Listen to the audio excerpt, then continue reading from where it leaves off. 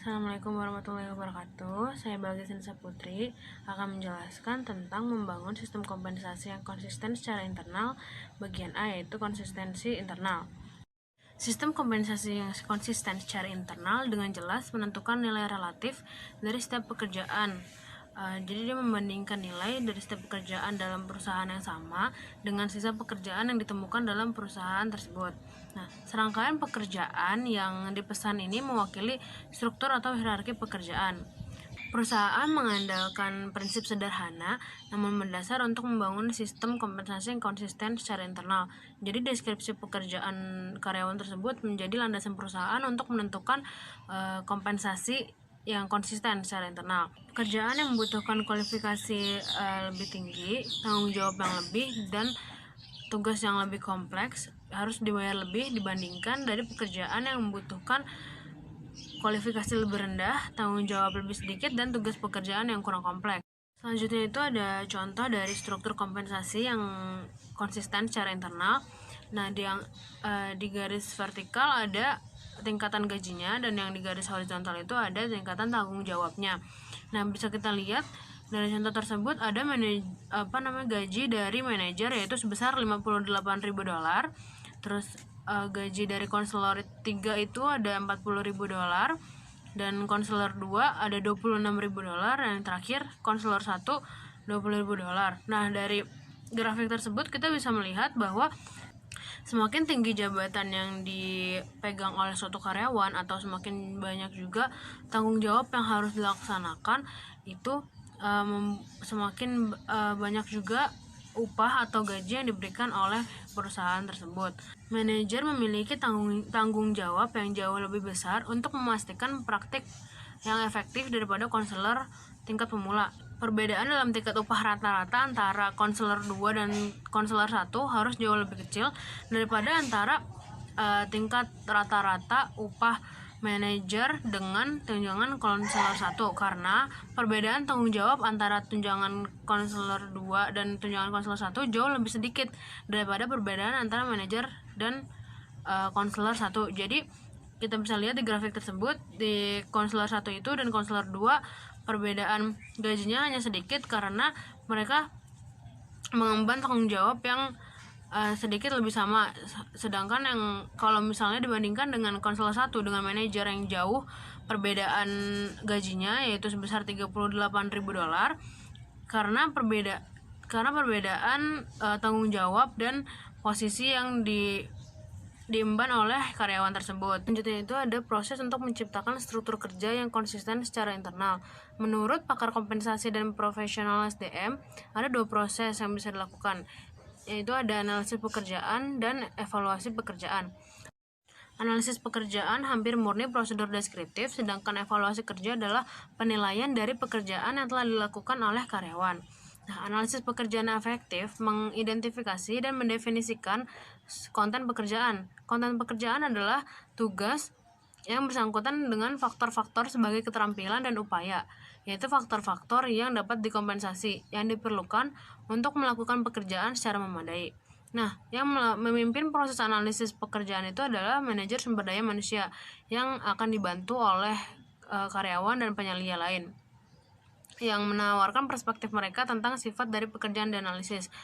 Nah, misalnya tuh dalam suatu perusahaan ada manajer produksi, ada bagian produksi, ada bagian keuangan, ada bagian pemasaran. Nah, jadi setiap pekerjaan tersebut dinilai apa saja tugas yang akan dilaksanakan, bagaimana tanggung jawab yang akan diemban oleh karyawan tersebut.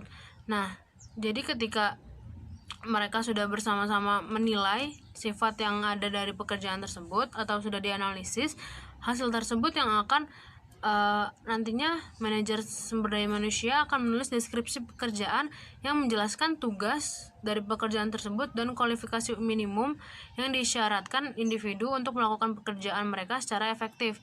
Jadi hasil tersebut nantinya akan mempermudah juga untuk karyawan yang akan menempati posisi tersebut agar pekerjaan yang dilakukan lebih efektif. Selanjutnya itu adalah evaluasi pekerjaan. Nah, evaluasi pekerjaan ini adalah kunci untuk menjadikan sistem kompensasi yang konsisten secara internal. Para profesional kompensasi menggunakan evaluasi pekerjaan untuk menetapkan perbedaan gaji di antara karyawan dalam perusahaan. Nah, hasil dari analisis pekerjaan deskriptif secara langsung membantu profesional kompensasi dalam keputusan penetapan gaji mereka dalam menghitung persamaan dan perbedaan utama di antara keduanya. Pekerjaan berdasarkan konten pekerjaan yang diidentifikasi dalam proses analisis pekerjaan. Nah, jadi dari analisis pekerjaan yang telah dilakukan, karyawan juga sudah mengetahui tugas apa yang akan dilaksanakan, tanggung jawab apa yang akan dilakukan, dan jadi analisis pekerjaan dan evaluasi pekerjaan itu saling berkaitan karena dalam analisis pekerjaan kita mendapatkan deskripsi tugas dari setiap jabatan yang akan ditempatkan oleh karyawan. Nah, dari pekerjaan yang sudah kita tentukan tersebut, kita bisa melihat karyawan tersebut dapat menjalankannya secara efektif atau tidak di dalam evaluasi pekerjaan. Nah, dari evaluasi pekerjaan tersebut kita bisa melihat pasti kan di setiap jabatan itu memiliki tanggung jawab yang berbeda dan tugas yang berbeda juga. Jadi dari evaluasi pekerjaan tersebut kita bisa menentukan kompensasi apa yang pantas untuk misalnya manajer keuangan atau manajer produksi dan bagian produksi yang bukan merupakan manajernya. Selanjutnya adalah sistem kompensasi yang konsisten secara internal dan strategi kompetitif. Nah, dalam sistem pembayaran yang konsisten secara internal dapat mengurangi fleksibilitas perusahaan untuk merespon perubahan dalam praktik pembayaran pesaing. Nah, jika suatu perusahaan menetapkan kompensasi yang konsisten secara internal ini, akan sedikit merugikan karyawan karena bisa saja dalam setiap bulannya itu karyawan memiliki mengalami peningkatan dalam melaksanakan pekerjaan tersebut, sedangkan gaji yang diberikan hanya sama seperti bulan-bulan sebelumnya, yang dimana karyawan tersebut masih belum terlalu menguasai tugas tersebut.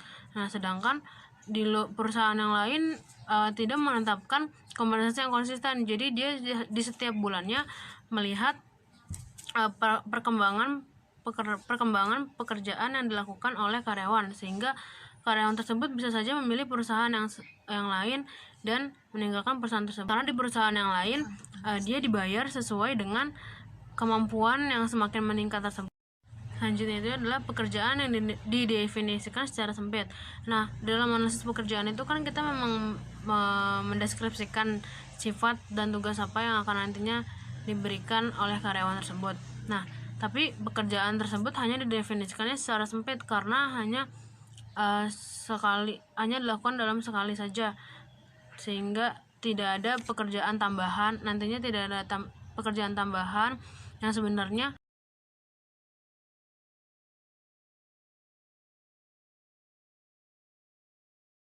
Assalamualaikum warahmatullahi wabarakatuh. Saya Gina Martina Bustami. Di sini saya akan menjelaskan apa itu analisis pekerjaan. Analisis pekerjaan adalah proses sistematis untuk mengumpulkan, mendokumentasikan, dan menganalisis informasi untuk menggambarkan pekerjaan. Analisis pekerjaan menggambarkan konten atau tugas pekerjaan, persyaratan pekerjaan atau spesifikasi pekerjaan, dan terkadang konteks pekerjaan atau kondisi pekerjaan. Nah, selanjutnya itu ada steps in the job analysis process. Proses analisis pekerjaan memiliki 5 kegiatan utama. Yang pertama itu ada menentukan program analisis pekerjaan. Yang kedua, analisa pilihan dan pelatihan. Yang ketiga, orientasi analisis pekerjaan langsung. Yang keempat, melakukan penelitian. Yang kelima, meringkas hasilnya. Nah, di sini saya akan menjelaskan satu persatu. Yang pertama itu kan ada menentukan program analisa kerja. Itu maksudnya perusahaan harus memutuskan antara menggunakan sistem yang sudah ada atau mengembangkan sistemnya sendiri yang disesuaikan dengan persyaratan tertentu. Kemudian metode yang paling umum untuk mengumpulkan informasi analisis pekerjaan itu melalui kuesioner, wawancara, observasi, dan partisipasi. Nah, biaya administrasi sering menjadi pertimbangan utama dalam memilih metode analisis pekerjaan. Nah, yang kedua itu ada analisa pilihan dan pelatihan. Analis pekerjaan umumnya harus dapat mengumpulkan informasi terkait pekerjaan melalui berbagai metode, berhubungan dengan berbagai macam karyawan, menganalisis informasi, menulis, dan dengan jelas dan ringkas. Kemudian satuan tugas perwakilan dari seluruh perusahaan idealnya melakukan analisis dan anggota staf SDM itu mengkoordinasikannya. Nah, yang ketiga itu ada orientasi analisis pekerjaan langsung. Nah, sebelum analis memulai teknik analisis pekerjaan tertentu, mereka harus menganalisis konteks di mana karyawan melakukan pekerjaan mereka untuk lebih memahami faktor-faktor yang mempengaruhi.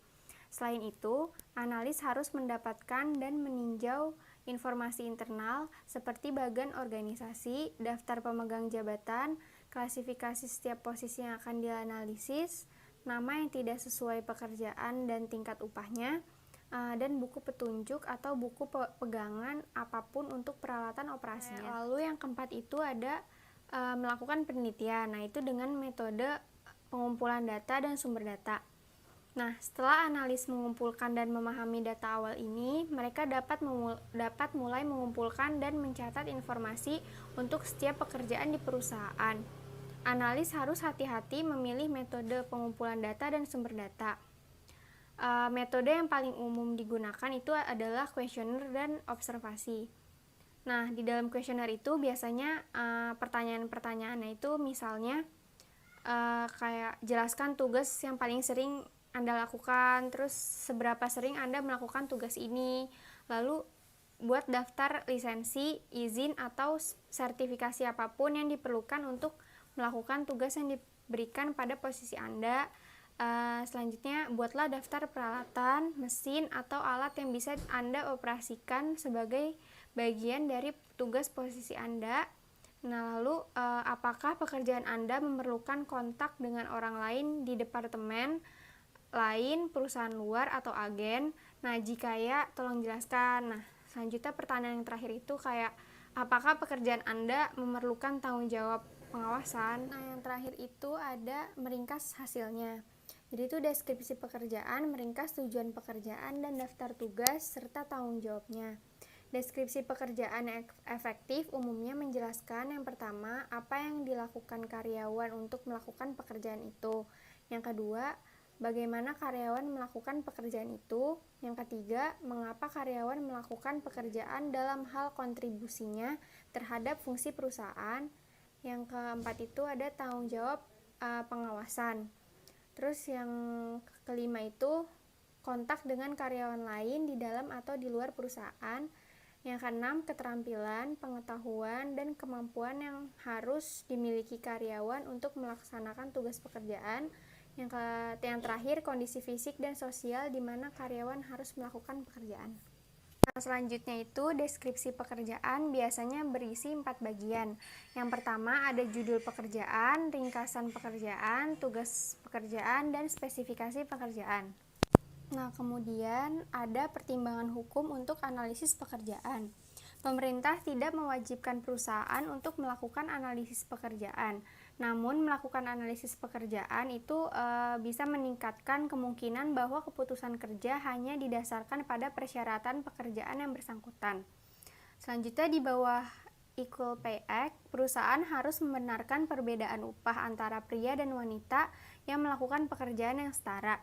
Jabatan yang berbeda tidak cukup sebagai pembenaran. Sebaliknya, perusahaan harus menunjukkan perbedaan mendasar dalam fungsi pekerjaan. Analisis pekerjaan membantu para profesional SDM membedakan apakah ada perbedaan mendasar antara fungsi-fungsi pekerjaan. Kemudian perusahaan dapat melakukan analisis pekerjaan untuk melihat apakah mereka memenuhi Undang-Undang Amandemen Amerika dengan disabilitas dan Amandemen Undang-Undang Amerika tahun 2008. Amandemen tersebut menekankan bahwa definisi disabilitas harus ditafsirkan untuk mendukung cakupan luas individu hingga batas maksimum yang diizinkan oleh ketentuan ADA.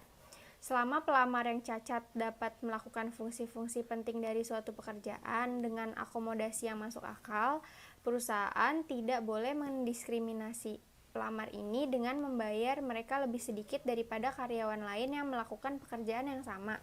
Profesional sumber daya manusia menggunakan analisis pekerjaan untuk mendefinisikan fungsi pekerjaan penting secara sistematis. NIM saya 18101111121. Selamat siang Bapak Zakaria dan teman-teman semua. Pada kesempatan kali ini saya akan melanjutkan presentasi dari teman saya Gina. Saya akan menjelaskan tentang job analysis techniques. Manajer personalia profesional dapat memilih dari berbagai teknik analisis pekerjaan yang sudah teruji atau teknik analisis pekerjaan yang dibuat khusus. Sebagian besar perusahaan umumnya memilih untuk menggunakan teknik analisis pekerjaan yang sudah teruji, karena biaya teknik analisis pekerjaan yang dibuat khusus seringkali lebih besar daripada manfaatnya. Memilih satu rencana yang sudah mapan daripada yang lain tergantung pada dua pertimbangan, yaitu penerapan dan biaya. Beberapa teknik analisis pekerjaan hanya berlaku untuk jenis pekerjaan tertentu, tetapi yang lain dapat diterapkan secara lebih luas. Biaya konsultan swasta atau perusahaan konsultan memerlukan biaya yang besar untuk perusahaan yang ingin menggunakan metode mereka, tetapi Departemen Tenaga Kerja AS tidak mengungut biaya bagi perusahaan yang ingin menggunakan teknik analisis pekerjaan yang mereka punya. Selanjutnya saya akan menjelaskan tentang US Department of Labor's Occupational Information Network atau ONET. Occupational Information Network atau ONET adalah sebuah basis data yang dirancang oleh Departemen Tenaga Kerja dan Administrasi Ketenagakerjaan dan Pelatihan AS. Departemen Tenaga Kerja dan Administrasi Ketenagakerjaan Pelatihan AS mempelopori penciptaannya karena dua alasan.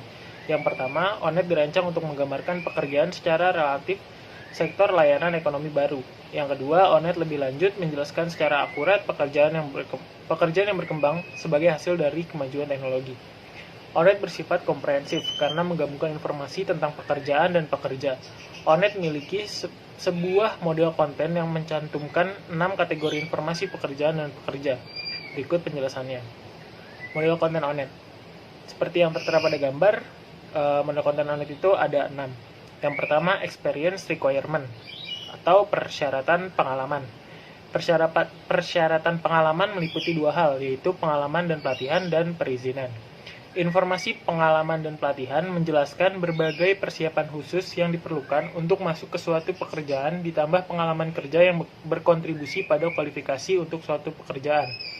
Informasi perizinan menjelaskan lisensi, sertifikat, atau pendaftaran yang digunakan untuk mengidentifikasi tingkat keterampilan yang diperlukan untuk masuk ke dalam suatu pekerjaan. Yang kedua ada worker requirement atau persyaratan pekerjaan. Domain persyaratan pekerjaan mencakup informasi tentang aktivitas tipikal yang diperlukan pada lintas pekerjaan. Persyaratan pekerjaan meliputi kegiatan kerja umum, konteks organisasi, dan konteks pekerjaan. Informasi kegiatan kerja umum menggambarkan tipe umum dari perilaku pekerjaan yang terjadi pada banyak pekerjaan. Informasi konteks organisasi menunjukkan karakteristik organisasi yang mengaruhi cara orang melakukan pekerjaannya. Sedangkan informasi konteks pekerjaan menjelaskan faktor fisik dan sosial yang mempengaruhi sifat pekerjaan.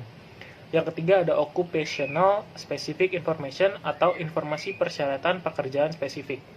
Informasi persyaratan pekerjaan spesifik merinci serangkaian elemen komprehensif yang berlaku untuk satu pekerjaan atau jenis pekerjaan yang didefinisikan secara sempit. Persyaratan khusus ini berupa keterampilan kerja, pengetahuan, tugas, kewajiban, mesin, peralatan, dan perlengkapan. Domain ini paralel dengan domain model konten lainnya karena mencangkup persyaratan seperti pengetahuan terkait pekerjaan, keterampilan dan pekerjaan menggunakan mesin, peralatan dan perlengkapan, dan perangkat lunak. Selanjutnya ada workforce karakteristik atau karakteristik tenaga kerja. Karakteristik tenaga kerja merujuk pada variabel yang menentukan dan menggambarkan karakteristik umum pekerjaan yang dapat mempengaruhi persyaratan pekerjaan. Karakteristik tenaga kerja meliputi informasi pasar tenaga kerja dan prospek pekerjaan. Informasi pasar tenaga kerja menggambarkan karakteristik pekerjaan pada saat ini, sedangkan prospek pekerjaan menggambarkan karakteristik pekerja di masa yang akan datang. Yang selanjutnya ada worker karakteristik atau informasi karakteristik pekerja. Informasi karakteristik pekerja meliputi kemampuan, minat, dan gaya kerja. Kemampuan adalah atribut abadi dari individu yang mempengaruhi kinerja. Minat menjelaskan preferensi untuk lingkungan kerja dan hasil. Gaya kerja adalah karakteristik pribadi yang menggambarkan persyaratan interpersonal dan gaya kerja yang penting dalam pekerjaan. Yang terakhir ada worker requirement atau persyaratan pekerja. Persyaratan pekerja mewakili atribut yang dikembangkan atau diperoleh dari seorang individu yang mungkin terkait dengan kinerja kerja seperti pengetahuan dan keterampilan yang terkait dengan pekerjaan. Persyaratan pekerja meliputi kemampuan dasar, keterampilan lintas fungsional, pengetahuan, dan pendidikan. Informasi keterampilan dasar menjelaskan kapasitas yang dikembangkan yang memfasilitasi pembelajaran atau lebih banyak akuisisi pengetahuan dengan cepat. Informasi keterampilan lanjutan menunjukkan kapasitas yang dikembangkan yang memfasilitasi kinerja kegiatan yang terjadi lintas pekerjaan. Informasi pengetahuan menjelaskan serangkaian prinsip dan fakta yang berlaku di domain umum. Sedangkan informasi pendidikan merinci pengalaman pendidikan sebelumnya yang diperlukan untuk melakukan pekerjaan. Nah, selanjutnya saya akan menjelaskan tentang penggunaan ONET. Manajer personalia profesional menggunakan ONET dengan merujuk pada panduan penggunaan ONET serta basis data ONET terbaru. Mereka mungkin menemukan informasi ONET terbaru di situs resmi Departemen Tenaga Kerja dan Administrasi Pelatihan AS. Di sini saya akan menjelaskan tentang job evaluation. Jadi para profesional kompensasi ini menggunakan evaluasi pekerjaan untuk secara sistematis mengenali perbedaan dalam nilai relatif di antara serangkaian pekerjaan dan untuk menentukan upah yang sesuai. Selanjutnya, evaluasi pekerjaan sebagian mencerminkan nilai-nilai dan prioritas yang ditempatkan manajer dalam berbagai posisi. Berdasarkan konten pekerjaan dan prioritas perusahaan, manajer menetapkan perbedaan gaji untuk hampir semua posisi dalam perusahaan.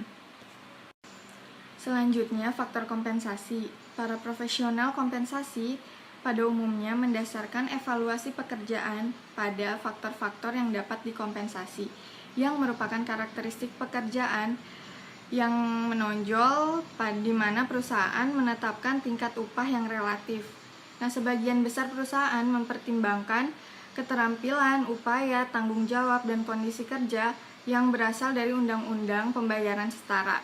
Keempat dimensi ini membantu manajer dalam memutuskan atau menentukan apakah pekerjaan ini yang berbeda atau sama. Dalam hal apapun, para profesional kompensasi harus memilih faktor-faktor yang dapat dikompensasi berdasarkan dua pertimbangan. Yang pertama yaitu faktor harus terkait dengan pekerjaan. Faktor-faktor yang menggambarkan pekerjaan tertentu memang harus didasarkan pada pekerjaan aktual yang dilakukan.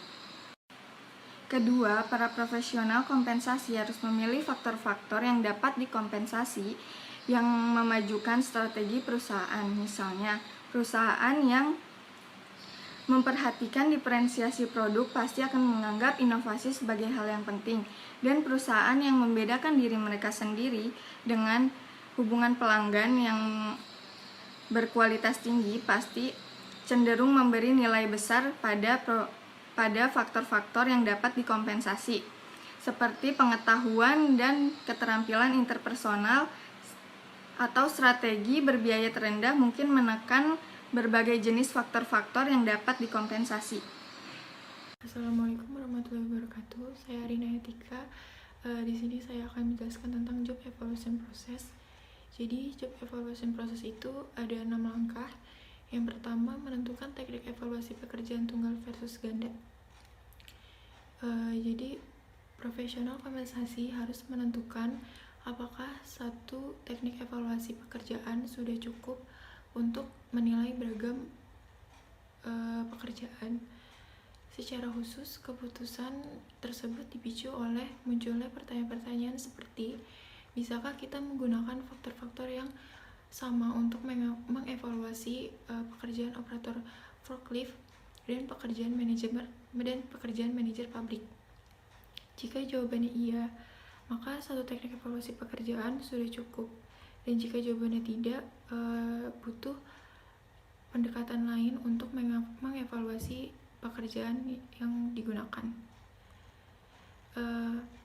Contohnya pada pekerjaan tukang kayu dan akuntan.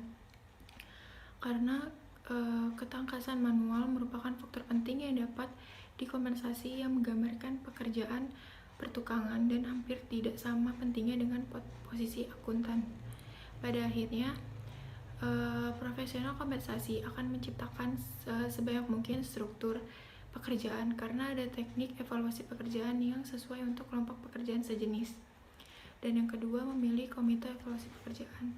Sumber daya manusia menyusun sebuah komite karyawan peringkat pengawas manajer, dan jika relevan, perwakilan serikat pekerja untuk merancang, mengawasi, dan mengevaluasi hasil pekerjaan.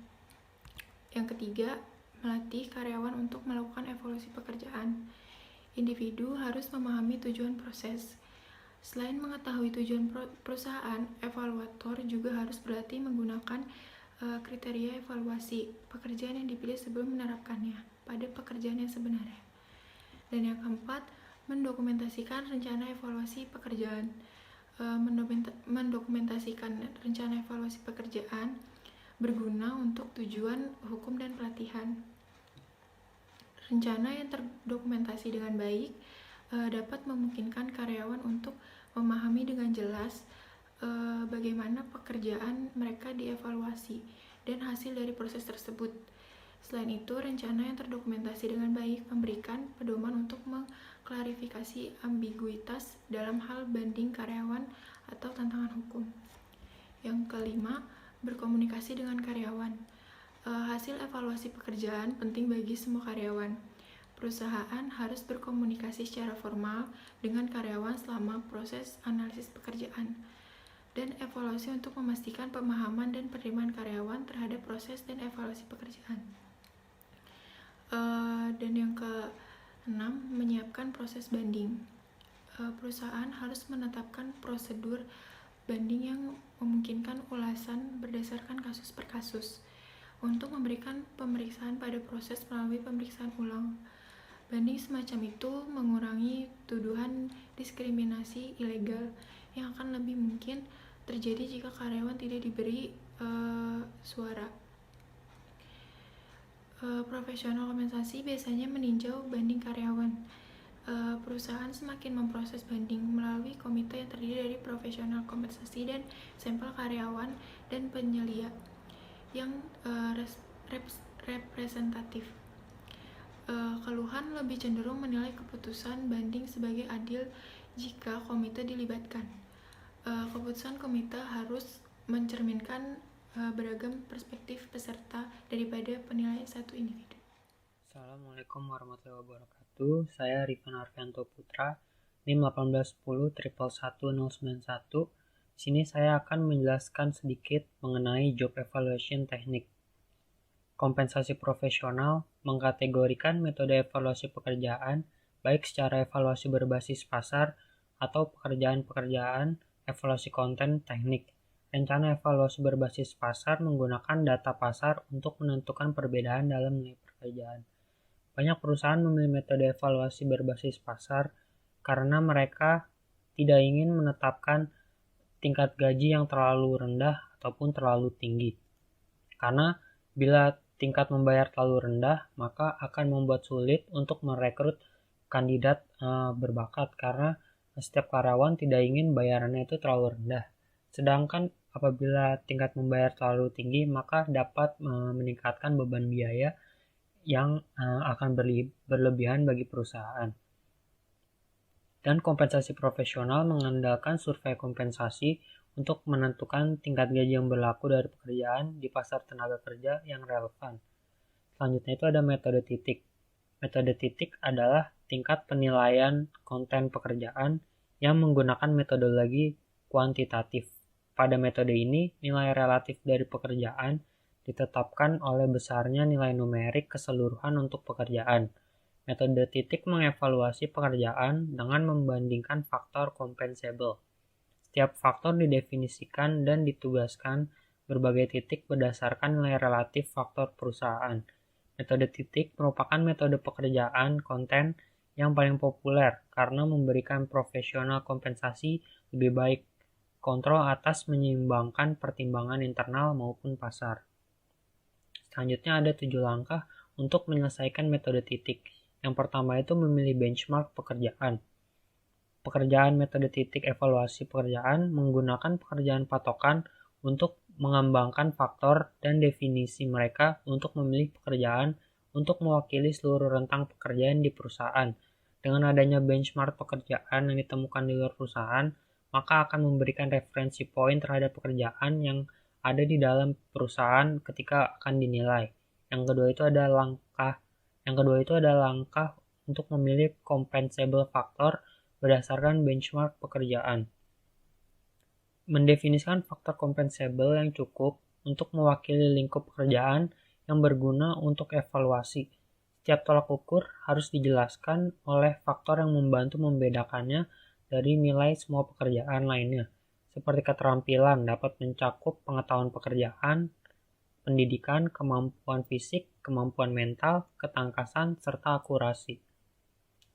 Langkah ketiga yaitu menentukan faktor derajat. Meskipun faktor compensable menggambarkan berbagai pekerjaan patokan, pekerjaan individu bervariasi dalam lingkup dan konten. Oleh karena itu, evaluator harus membagi setiap faktor ke dalam jumlah derajat yang memadai untuk mengidentifikasi tingkat faktor yang ada dalam setiap pekerjaan. Langkah yang keempat yaitu menentukan berat dari setiap faktor. Hal ini penting untuk menilai keseluruhan pekerjaan dan bobot faktor compensable biasanya dinyatakan sebagai persentase. Hal ini dilakukan oleh manajemen dengan keputusan komite untuk mengevaluasi pekerjaan. Sekian presentasi dari saya, selanjutnya akan dilanjutkan oleh teman saya. Assalamualaikum warahmatullahi wabarakatuh. Nama saya Rana Mahinar. Saya akan melanjutkan langkah-langkah yang tadi sudah dijelaskan oleh teman saya. Ada langkah kelima yaitu langkah menentukan nilai titik untuk setiap compensable faktor, dan langkah keenam itu ada langkah verifikasi faktor, derajat, dan nilai titik. Pada langkah ini, anggota komite harus secara independen menghitung nilai titik untuk sampai pada sampel acak pekerjaan tersebut. Langkah ketujuh yaitu evaluasi semua pekerjaan. Anggota komite mengevaluasi semua pekerjaan di perusahaan setelah sistem evaluasinya telah diuji dan telah disempurnakan. Lalu saya akan menjelaskan tentang pendekatan evaluasi pekerjaan konten alternatif. Sebagian besar pendekatan konten pekerjaan lain menggunakan metode kualitatif. Metode kualitatif apa sih? Metode kualitatif itu adalah mengevaluasi seluruh pekerjaan dan biasanya membandingkan satu pekerjaan dengan suatu pekerjaan lainnya dalam beberapa kriteria umum. Ada 4 jenis lazim teknik evaluasi pekerjaan kualitatif ini. Yang pertama itu ada rencana peringkat sederhana. Yang kedua ada pasangan perbandingan, pergantian peringkat, dan klasifikasi rencana peringkat. Pendekatan ini mempertimbangkan setiap pekerjaan secara keseluruhan.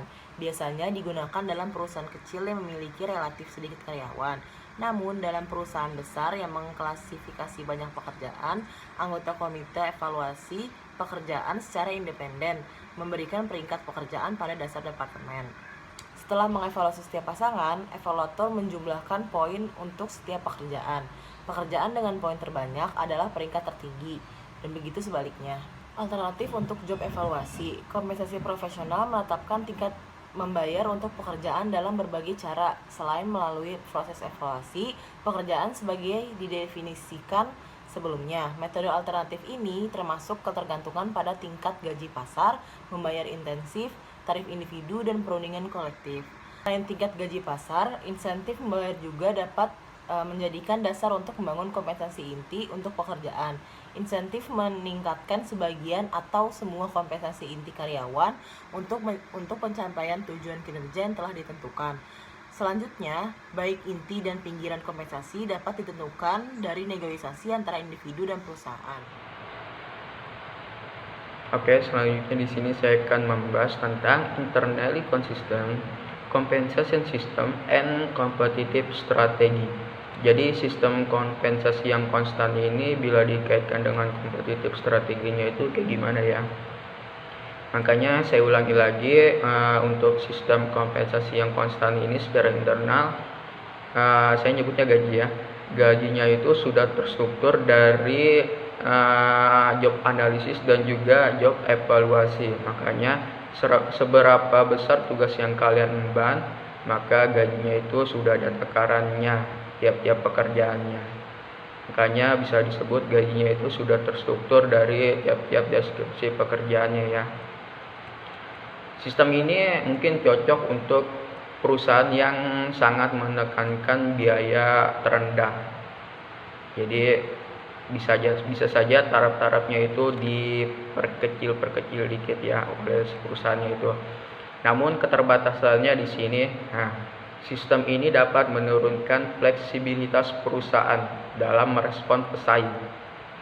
Karena job analisisnya yang tadi menuntun deskripsi pekerjaan dan struktur pekerjaan menjadi terstruktur. karyawan melakukan pekerjaan yang itu aja. Seharusnya kan kalau mau kompetitif itu karyawan dituntut untuk multi talent, bisa mengerjakan apapun, makanya gajinya itu bisa disesuaikan lagi lah ya. Untuk keterbatasannya yang lainnya ini, struktur kompensasi yang konsisten secara internal ini menciptakan birokrasi keadaannya.